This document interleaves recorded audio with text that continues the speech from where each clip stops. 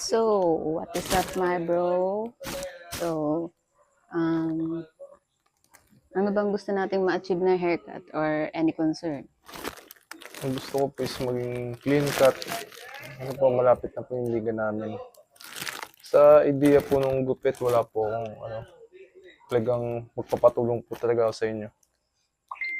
So, based dun sa sinabi mo, so, simulan natin dito sa gilid. So, kailangan hindi siya masyadong ah, faded. So, kailangan low taper faded lang dito sa gilid hanggang dito sa likod. Tapos, dito, lagyan natin ng konting volume, no? Tapos, para hindi masyadong mag-exage yung mukha. So, yeah. Any other concern? Ano po. So, let's start.